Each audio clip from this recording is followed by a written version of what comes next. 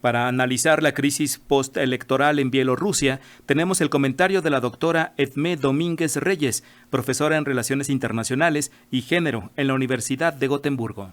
A Bielorrusia se le ha llamado la última dictadura de Europa. ¿Quiere esto decir que todos los demás países europeos, aún sean del este, son democracias, incluyendo a Rusia, o no se le incluye en esta parte de Europa? Más que dictadura, a Bielorrusia yo la llamaría la última república soviética de la época postsoviética. Y es que la transición al capitalismo salvaje y el despojo, el tratamiento de shock que sufrieran otros países exsoviéticos fue de más corta duración en Bielorrusia. La llegada de Lukashenko al poder en 1994 restableció un orden soviético con un estilo de socialismo de mercado donde el Estado conservó gran parte del control económico del país. Con un estilo de populismo donde el salario mínimo se incrementaba al mismo tiempo que se controlaba la inflación y gran parte de la industria permanecía en manos estatales, se lograron sortear varias crisis económicas y salir adelante con cifras altas de crecimiento económico, hasta 10% en 2010, aunque para 2018 ocupara el lugar número 12 entre los países más pobres de Europa. Esto en un contexto de férreo control por parte del Estado de todo tipo de oposición, con un aparato de seguridad que incluso conservara el nombre de KGB, las siglas de la antigua policía soviética rusa. Lukashenko logró mantenerse hasta ahora. Y es que este control alcanzó hasta las mafias criminales que tanto se expandieran en otras repúblicas postsoviéticas, de manera que el país se le consideraba pobre y corrupto, pero seguro, a salvo de la criminalidad que cundiera por doquier en el este europeo a partir de los 90. Bielorrusia sigue dependiendo en gran medida de la economía rusa, a la que vende la mitad de sus exportaciones y de la que adquiere insumos y sobre todo gas y petróleo a buen precio, mismo que refina y reexporta, ingresos que han representado hasta el 10% de su Producto Nacional Bruto. Pero las relaciones con Rusia no han sido siempre cordiales.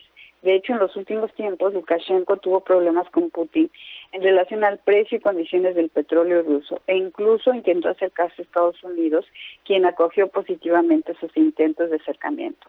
El secretario de Relaciones Exteriores norteamericano, Mike Pompeo, visitó Minsk en febrero de este año y declaró que Estados Unidos estaba dispuesto a ayudar a Bielorrusia a construir una soberanía independiente y a levantar las sanciones, y los primeros pasos se dieron para que hubiera un restablecimiento pleno de relaciones diplomáticas. Lukashenko también acusó a Moscú de interferir en sus elecciones internas para obtener líderes más serviles a Moscú, y la tensión llegó al punto de que se detuviera un grupo de mercenarios del grupo Wagner, el mismo grupo involucrado en las intervenciones militares rusas en Siria y Libia, acusados de tratar de fomentar una insurrección. El incidente terminó con la liberación de todos ellos, salvo uno con nacionalidad bielorrusa. Ahora, a raíz de los resultados de las elecciones bielorrusas, donde Lukashenko se adjudicó 80% de los votos, desoyendo flagrantemente las críticas de fraude proveniente de numerosos observadores internos y externos, provocando la enorme ola de protestas mismas que han sido reprimidas violentamente, Putin se limitó a felicitarlo de manera más bien tibia. Es evidente que el dirigente bielorruso no se esperaba esta enorme ola de protestas. Se creía bien protegido y sostenido por la mayor parte de la población gracias a sus políticas populistas y patriarcales.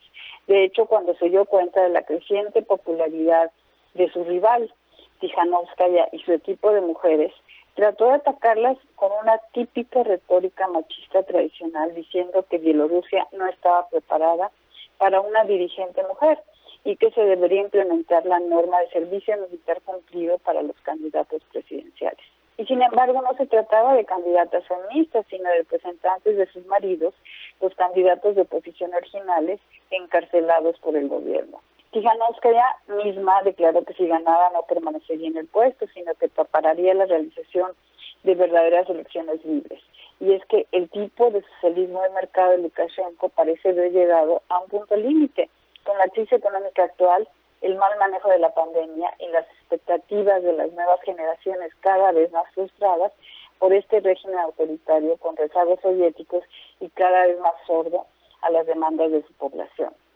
Es cierto que Lukashenko ha acudido a Moscú en su intento de conservar el poder, aduciendo intervenciones y complots occidentales, olvidando que fue el mismo el que se acercó apenas hace unos meses a Occidente.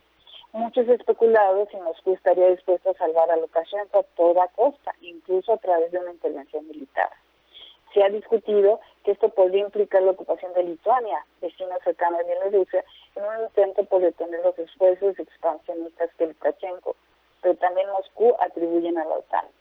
Pero la OTAN misma vive un periodo de crisis acelerada por las políticas de Trump hacia sus aliados, y Rusia, que preocupada por este país colchón adjunto a sus fronteras, no está en posición económica o política, dado el desprestigio interno de sus propios referéndums recientes, como mencioné en otros de mis comentarios, para llevar a cabo una intervención militar. Bielorrusia no es Ucrania, donde una parte importante de su población de origen ruso está descontenta con un régimen que los desfavorece.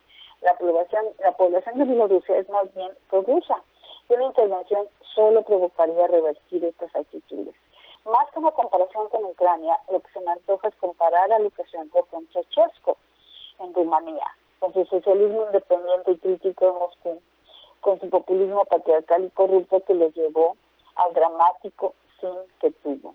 La pregunta es si se le dará a la población bielorrusa la posibilidad de liberarse de su Ceausescu, de su PRI, sin correr el riesgo de una desestabilización de largo alcance, de un río revuelto con la intromisión de todo tipo de pescadores. Para Radio Educación desde Suecia les habló Edmé Domínguez Reyes.